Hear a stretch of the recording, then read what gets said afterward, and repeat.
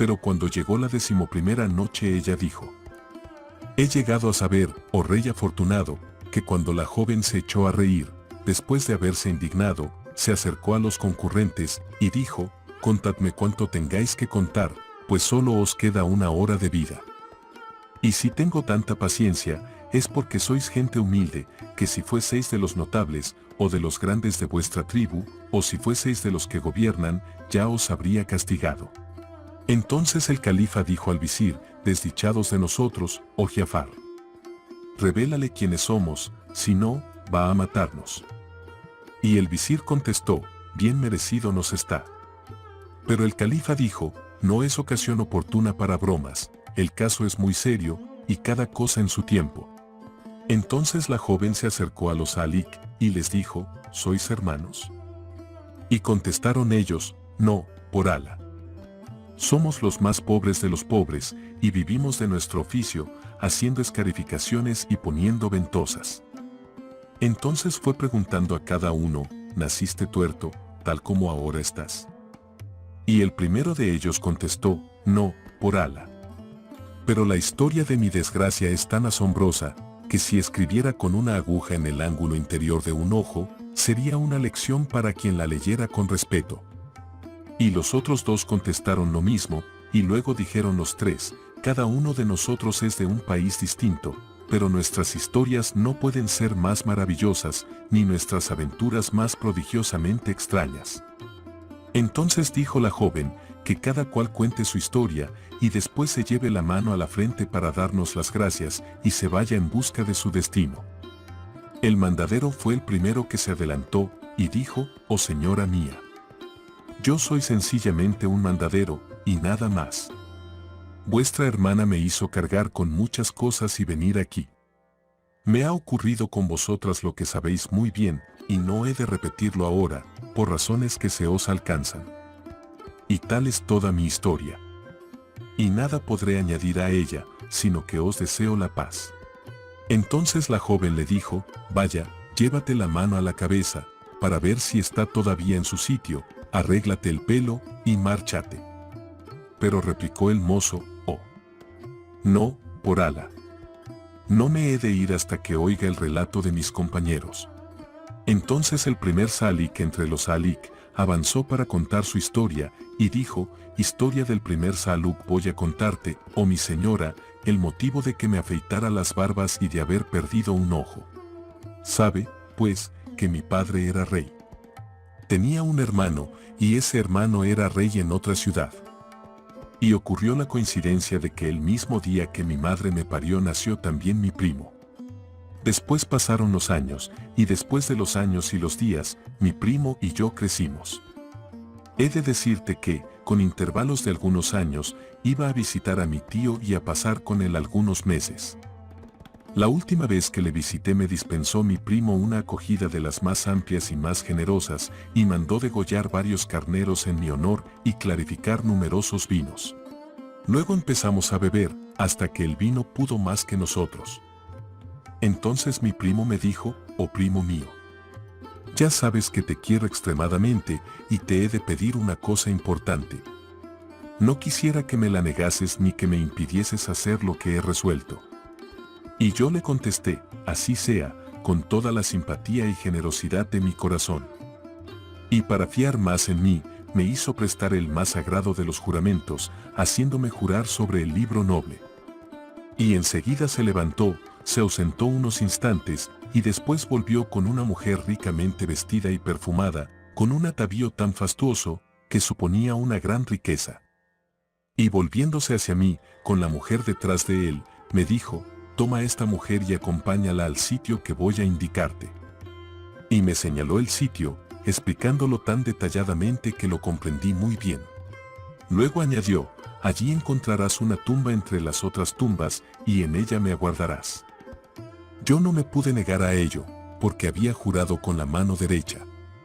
Y cogí a la mujer, y marchamos al sitio que me había indicado, y nos sentamos allí para esperar a mi primo, que no tardó en presentarse, llevando una vasija llena de agua, un saco con yeso y una piqueta.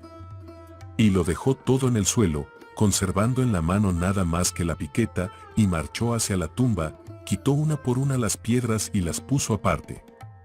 Después cavó con la piqueta hasta descubrir una gran losa. La levantó y apareció una escalera abovedada. Se volvió entonces hacia la mujer y le dijo: ahora puedes elegir. Y la mujer bajó enseguida la escalera y desapareció. Entonces él se volvió hacia mí y me dijo: oh primo mío, te ruego que acabes de completar este favor, y que, cuando haya bajado, eches la losa y la cubras con tierra, como estaba.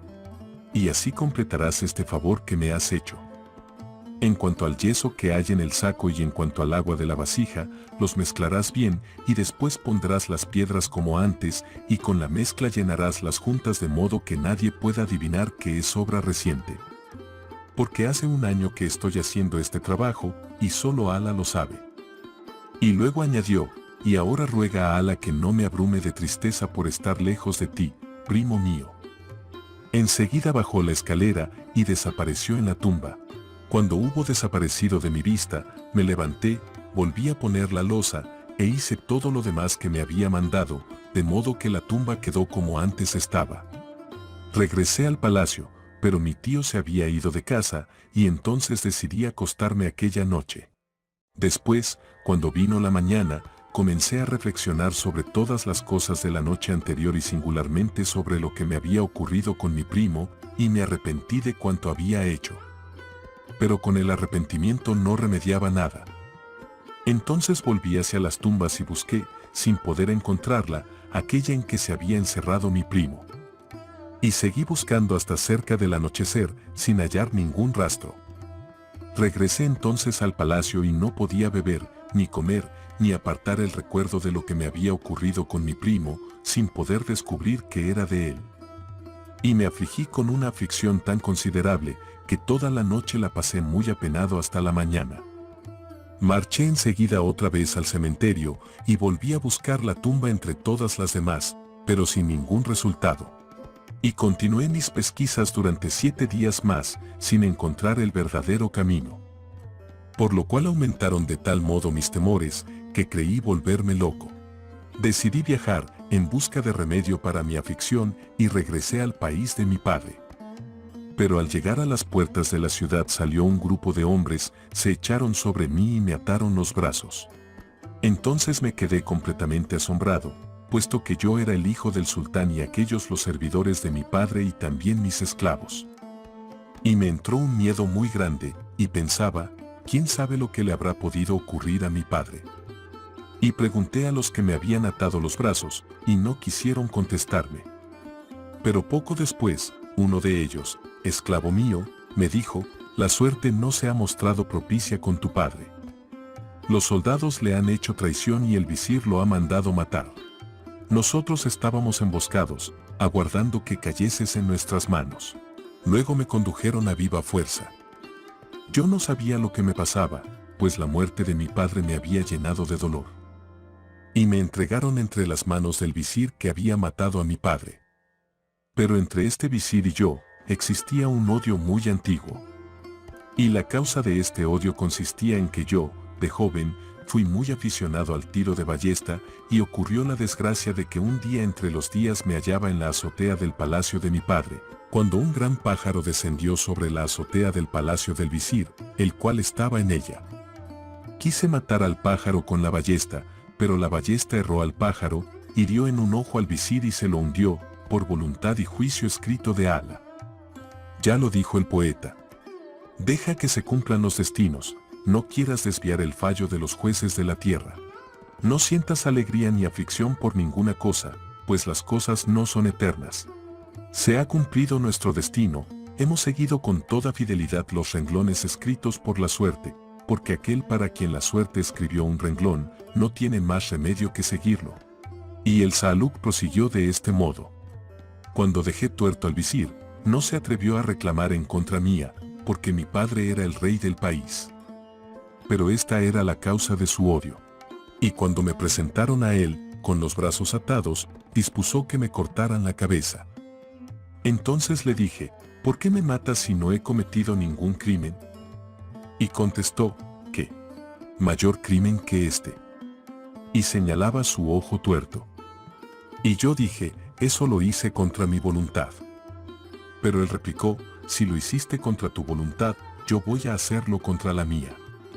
Y dispuso, traedlo a mis manos. Y me llevaron entre sus manos. Entonces extendió la mano, clavó su dedo en mi ojo izquierdo, y lo hundió completamente. Y desde entonces estoy tuerto, como todos veis. Hecho esto ordenó que me matasen y me metiesen en un cajón. Después llamó al verdugo, y le dijo, te lo entrego. Desenvaina tu alfanje y lleva a este hombre fuera de la ciudad, lo matas y le dejas allí para que se lo coman las fieras. Entonces el verdugo me llevó fuera de la ciudad. Y me sacó de la caja con las manos atadas y los pies encadenados, y me quiso vendar los ojos antes de matarme. Pero entonces rompí a llorar y recité estas estrofas. Te elegí como firme coraza para librarme de mis enemigos, y eres la lanza y el agudo hierro con que me atraviesan. Cuando disponía del poder, mi mano derecha, la que debía castigar, se abstenía, pasando el arma a mi mano izquierda, que no la sabía esgrimir. Así obraba yo. No insistáis, os lo ruego, en vuestros reproches crueles, dejad que solo los enemigos me arrojen las flechas dolorosas. Conceded a mi pobre alma, torturada por los enemigos, el don del silencio, no la oprimáis más con la dureza y el peso de vuestras palabras. Confié en mis amigos para que me sirviesen de sólidas corazas, y así lo hicieron, pero en manos de los enemigos y contra mí. Los elegí para que me sirviesen de flechas mortales, y lo fueron, pero contra mi corazón. Cultivé sus corazones para hacerlos fieles, y fueron fieles, pero a otros amores. Los cuidé fervorosamente para que fuesen constantes, y lo fueron, pero en la traición. Cuando el verdugo oyó estos versos, recordó que había servido a mi padre y que yo le había colmado de beneficios, y me dijo, ¿cómo iba yo a matarte, si soy tu esclavo? Y añadió, escápate. Te salvo la vida. Pero no vuelvas a esta comarca, porque perecerías y me harías perecer contigo, según dice el poeta. Anda. Líbrate, amigo, y salva a tu alma de la tiranía. Deja que las casas sirvan de tumba a quienes las han construido. Anda. Podrás encontrar otras tierras que las tuyas, otros países distintos de tu país, pero nunca hallarás más alma que tu alma. Sin embargo, está escrito. Está escrito que el hombre destinado a morir en un país no podrá morir más que en el país de su destino. Pero, ¿sabes tú cuál es el país de tu destino? Y sobre todo, no olvides nunca que el cuello de león no llega a su desarrollo hasta que su alma se ha desarrollado con toda libertad. Cuando acabó de recitar estos versos, le besé las manos, y mientras no me vi lejos de aquellos lugares no pude creer en mi salvación. Pensando que había salvado la vida, pude consolarme de haber perdido un ojo, y seguí caminando, hasta llegar a la ciudad de mi tío. Entré en su palacio y le referí todo lo que le había ocurrido a mi padre y todo lo que me había ocurrido a mí.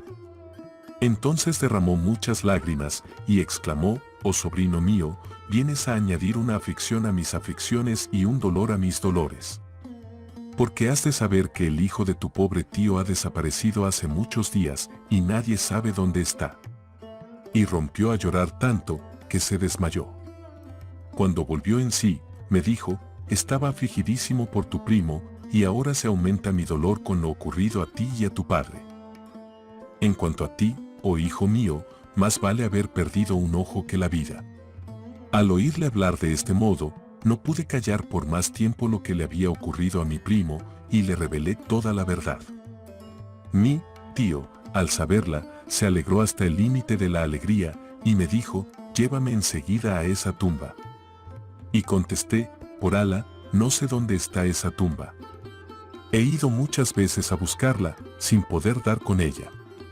Entonces nos fuimos al cementerio, y al fin, después de buscar en todos sentidos, acabé por encontrarla. Y yo y mi tío llegamos al límite de la alegría y entramos en la bóveda, quitamos la tierra, apartamos la losa y descendimos los 50 peldaños que tenía la escalera. Al llegar abajo, subió hacia nosotros una humareda que nos cegaba. Pero enseguida mi tío pronunció la palabra que libra de todo temor a quien la dice, y es esta, no hay poder ni fuerza más que en Alá, el Altísimo, el Omnipotente. Después seguimos andando hasta llegar a un gran salón que estaba lleno de harina y de grano de todas las especies, de manjares de todas clases y de otras muchas cosas. Y vimos en medio del salón un lecho cubierto por unas cortinas. Mi tío miró hacia el interior del lecho y vio a su hijo en brazos de aquella mujer que le había acompañado, pero ambos estaban totalmente convertidos en carbón, como si los hubieran echado en un horno. Al verlos, escupió mi tío en la cara a su hijo y exclamó: «Mereces el suplicio de este bajo mundo que ahora sufres, pero aún te falta el del otro, que es más terrible y más duradero». Y después de haberle escupido se descalzó una babucha y con la suela le dio en la cara. En este momento de su narración, vio Eschaurasada aproximarse la mañana y discretamente no quiso abusar del permiso que se le había concedido. Pero cuando llegó la 12ª noche ella dijo: «He llegado a saber, oh rey afortunado, que el Saaluk», mientras la concurrencia escuchaba su relato, prosiguió diciendo a la joven, después que mi tío dio con la babucha en la cara de su hijo, que estaba allí tendido y hecho carbón, me quedé prodigiosamente sorprendido ante aquel golpe. Y me afligió mucho ver a mi primo convertido en carbón, tan joven como era. Y enseguida exclamé: «Por Alá, oh tío mío, alivia un poco los pesares de tu corazón, porque yo sufro mucho con lo que ha ocurrido a tu hijo. Y sobre todo, me aflige verlo convertido en carbón, lo mismo que a esa joven, y que tú, no contento con esto, le pegues con la suela de tu babucha». Entonces mi tío me contó lo siguiente: «Oh sobrino mío, sabe que este joven, que es mi hijo, ardió en amores por su hermana desde la niñez.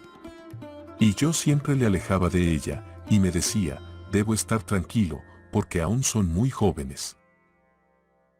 Pero no fue así. Apenas llegados a la pubertad, cometieron la mala acción, y aunque lo averigüé, no podía creerlo del todo. Sin embargo, eché a mi hijo una reprimenda terrible, y le dije: «Cuidado con esas indignas acciones que nadie ha cometido hasta ahora, ni nadie cometerá después. Cuenta que no habría reyes que tuvieran que arrastrar tanta vergüenza ni tanta ignominia como nosotros. Y los correos propagarían a caballo nuestro escándalo por todo el mundo. Guárdate, pues, si no quieres que te maldiga y te mate». Después cuidé de separarla a ella y de separarle a él. Pero indudablemente esta malvada le quería con un amor grandísimo, porque el Cheitán consolidó su obra en ellos. Así, pues, cuando mi hijo vio que le había separado de su hermana, debió fabricar este asilo subterráneo sin que nadie lo supiera, y como ves, trajo a él manjares y otras cosas, y se aprovechó de mi ausencia, cuando yo estaba en la cacería, para venir aquí con su hermana. Con esto provocaron la justicia del Altísimo y muy glorioso. Y él los abrazó aquí a los dos. Pero el suplicio del mundo futuro es más terrible todavía y más duradero. Entonces mi tío se echó a llorar, y yo lloré con él. Y después exclamó: «Desde ahora serás mi hijo en vez de ese otro».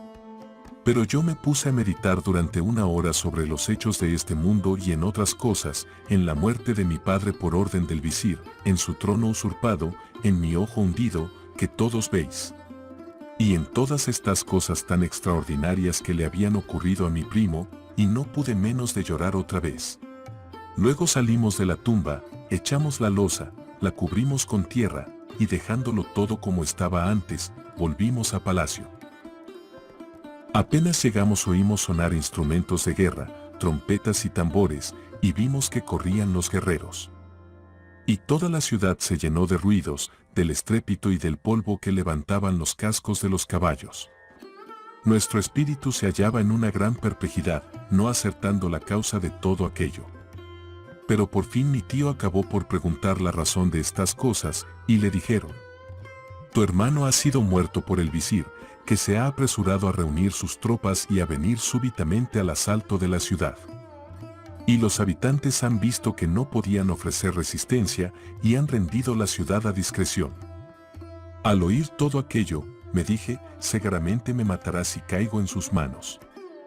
Y de nuevo se amontonaron en mi alma las penas y las zozobras, y empecé a recordar las desgracias ocurridas a mi padre y a mi madre. Y no sabía qué hacer, pues si me veían los soldados estaba perdido. Y no hallé otro recurso que afeitarme la barba. Así es que me afeité la barba, me disfracé como pude y me escapé de la ciudad. Y me dirigí hacia esta ciudad de Bagdad, donde esperaba llegar sin contratiempo y encontrar a alguien que me guiase al palacio del emir de los creyentes, Harun al-Rashid, el califa del amo del universo, a quien quería contar mi historia y mis aventuras. Llegué a Bagdad esta misma noche, y como no sabía dónde ir, me quedé muy perplejo. Pero de pronto me encontré cara a cara con este Saluk, y le deseé la paz y le dije, soy extranjero.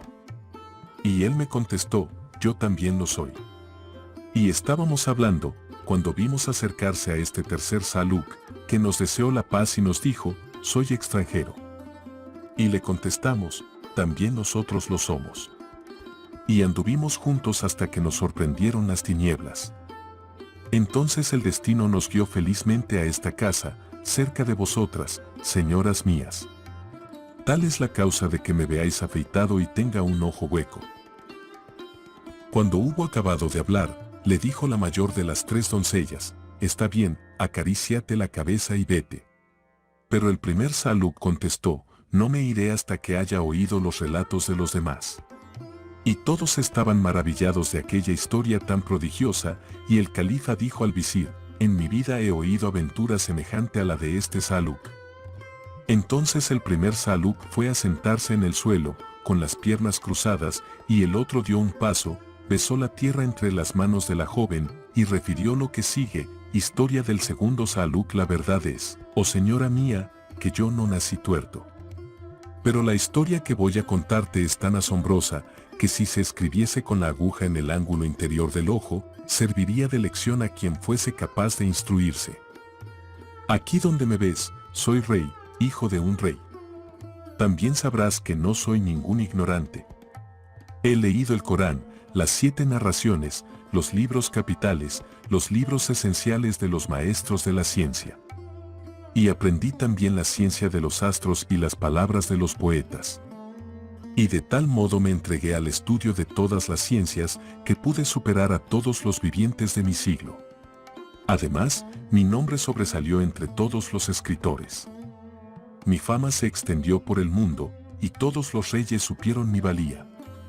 Fue entonces cuando oyó hablar de ella el rey de la India, y mandó un mensaje a mi padre rogándole que me enviara a su corte, y acompañó a este mensaje espléndidos regalos, dignos de un rey. Mi padre consintió, hizo preparar 6 naves llenas de todas las cosas, y partí con mi servidumbre. Nuestra travesía duró todo un mes. Al llegar a tierra desembarcamos los caballos y los camellos, y cargamos 10 de estos con los presentes destinados al rey de la India. Pero apenas nos habíamos puesto en marcha, se levantó una nube de polvo, que cubría todas las regiones del cielo y de la tierra, y así duró 1 hora. Se disipó entonces, y salieron de ella hasta 60 jinetes que parecían leones enfurecidos. Eran árabes del desierto, salteadores de caravanas, y cuando intentamos huir, corrieron a rienda suelta detrás de nosotros y no tardaron en darnos alcance. Entonces, haciéndoles señas con las manos, les dijimos, no nos hagáis daño, pues somos una embajada que lleva estos presentes al poderoso rey de la India. Y contestaron ellos, no estamos en sus dominios ni dependemos de ese rey. Y enseguida mataron a varios de mis servidores, mientras que huíamos los demás. Yo había recibido una herida enorme, pero, afortunadamente, los árabes solo se cuidaron de apoderarse de las riquezas que llevaban los camellos. No sabía yo dónde estaba ni qué había de hacer, pues me afligía pensar que poco antes era muy poderoso y ahora me veía en la pobreza y en la miseria. Seguí huyendo, hasta encontrarme en la cima de una montaña, donde había una gruta, y allí al fin pude descansar y pasar la noche. A la mañana siguiente salí de la gruta, proseguí mi camino, y así llegué a una ciudad espléndida, de clima tan maravilloso, que el invierno nunca la visitó y la primavera la cubría constantemente con sus rosas. Me alegré mucho al entrar en aquella ciudad, donde encontraría, seguramente, descanso a mis fatigas y sosiego a mis inquietudes. No sabía a quién dirigirme, pero al pasar junto a la tienda de un sastre que estaba allí cosiendo, le deseé la paz, y el buen hombre, después de devolverme el saludo, me abrazó, me invitó cordialmente a sentarme, y lleno de bondad me interrogó acerca de los motivos que me habían alejado de mi país. Le referí entonces cuánto me había ocurrido, desde el principio hasta el fin, y el sastre me compadeció mucho y me dijo: «Oh tierno joven, no cuentes eso a nadie, teme al rey de esta ciudad, que es el mayor enemigo de los tuyos, y quiere vengarse de tu padre desde hace muchos años». Después me dio de comer y beber, y comimos y bebimos en la mejor compañía. Y pasamos parte de la noche conversando, y luego me cedió un rincón de la tienda para que pudiese dormir, y me trajo un colchón y una manta, y cuanto podía necesitar. Así permanecí en su tienda 3 días, y transcurridos que fueron, me preguntó: «¿Sabes algún oficio para ganarte la vida?». Y yo contesté: «Ya lo creo. Soy un gran jurisconsulto, un maestro reconocido en ciencias, y además sé leer y contar». Pero él replicó: «Hijo mío, nada de eso es oficio. Es decir, no digo que no sea oficio, pues me vio muy afligido, pero no encontrarás parroquianos en nuestra ciudad. Aquí nadie sabe estudiar, ni leer, ni escribir, ni contar. No saben más que ganarse la vida». Entonces me puse muy triste y comencé a lamentarme: «Por Alá, solo sé hacer lo que acabo de decirte». Y él me dijo: «Vamos, hijo mío, no hay que afligirse de ese modo. Coge una cuerda y un hacha y trabaja de leñador hasta que Alá te depare mejor suerte. Pero, sobre todo, oculta tu verdadera condición, pues te matarían». Y fue es decir, no digo que no sea oficio, pues me vio muy afligido, pero no encontrarás parroquianos en nuestra ciudad. Aquí nadie sabe estudiar, ni leer, ni escribir, ni contar. No saben más que ganarse la vida». Entonces me puse muy triste y comencé a lamentarme: «Por Alá, solo sé hacer lo que acabo de decirte». Y él me dijo: «Vamos, hijo mío, no hay que afligirse de ese modo. Coge una cuerda y un hacha y trabaja de leñador hasta que Alá te depare mejor suerte. Pero, sobre todo, oculta tu verdadera condición, pues te matarían». Y fue a comprarme el hacha y la cuerda, y me mandó con los leñadores, después de recomendarme a ellos. Marché entonces con los leñadores, y terminado mi trabajo, me eché al hombro una carga de leña, la llevé a la ciudad y la vendí por medio dinar. Compré con unos pocos cuartos mi comida, guardé cuidadosamente el resto de las monedas, y durante 1 año seguí trabajando de este modo. Todos los días iba a la tienda del sastre, donde descansaba unas horas sentado en el suelo con las piernas cruzadas. Un día, al salir al campo con mi hacha, llegué hasta un bosque muy frondoso que me ofrecía una buena provisión de leña. Escogí un gran tronco seco, me puse a escarbar alrededor de las raíces, y de pronto el hacha se quedó sujeta en una argolla de cobre. Vacié la tierra, y descubrí una tabla a la cual estaba prendida la argolla, y al levantarla, apareció una escalera que me condujo hasta una puerta. Abrí la puerta y me encontré en un salón de un palacio maravilloso. Allí estaba una joven hermosísima, perla inestimable, cuyos encantos me hicieron olvidar mis desdichas y mis temores. Y mirándola, me incliné ante el Creador, que la había dotado de tanta perfección y tanta hermosura. Entonces ella me miró y me dijo: «¿Eres un ser humano o un efrit?». Y contesté: «Soy un hombre». Ella volvió a preguntar: «¿Cómo pudiste venir hasta este sitio donde estoy encerrada hace 20 años?». Y al oír estas palabras, que me parecieron llenas de delicia y de dulzura, le dije: «Oh señora mía, Alá me ha traído a tu morada para que olvide mis dolores y mis penas». Y le conté cuánto me había ocurrido, desde el principio hasta el fin, produciéndole tal lástima, que se puso a llorar, y me dijo: «Yo también te voy a contar mi historia. Sabed que soy hija del rey Agnamus, el último rey de la India, señor de la isla de Ébano. Me casé con el hijo de mi tío. Pero la misma noche de mi boda, antes de perder mi virginidad, me raptó un efrit, llamado Georgirus, hijo de Rajmus y nieto del propio Eblis, y me condujo volando hasta este sitio, al que había traído dulces, golosinas, telas preciosas, muebles, víveres y bebidas. Desde entonces viene a verme cada 10 días, se acuesta esa noche conmigo y se va por la mañana. Si necesitase llamarlo durante los 10 días de su ausencia, no tendría más que tocar esos 2 renglones escritos en la bóveda e inmediatamente se presentaría. Como vino hace 4 días, no volverá pasados otros 6, de modo que puedes estar conmigo 5 días, para irte uno antes de su llegada. Y yo le contesté, desde luego he de permanecer aquí todo ese tiempo. Entonces ella, mostrando una gran satisfacción, se levantó enseguida, me cogió de la mano, me llevó por unas galerías, y llegamos por fin al Hammam, cómodo y agradable con su atmósfera tibia.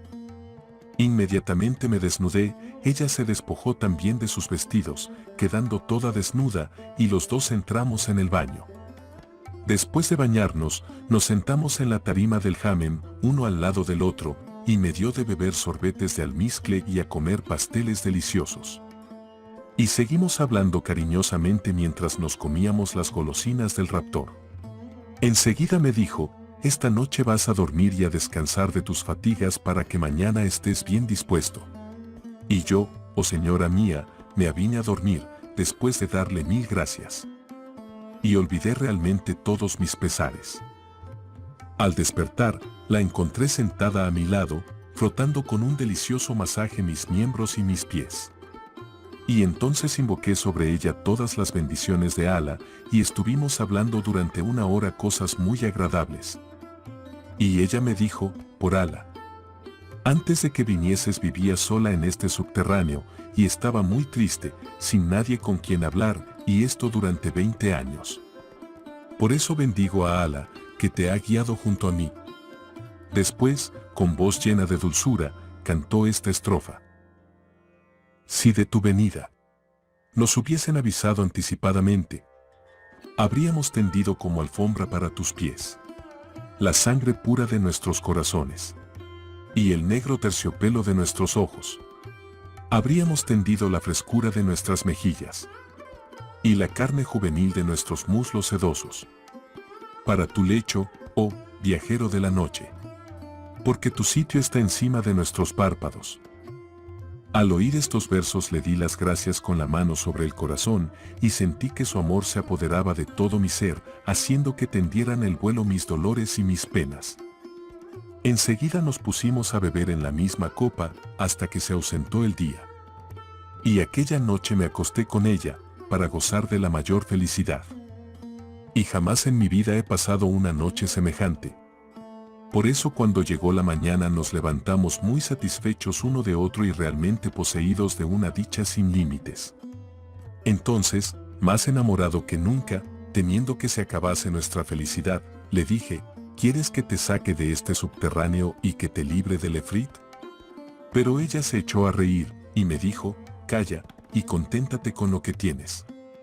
Ese pobre efrit solo vendrá una vez cada 10 días, y todos los demás serán para ti.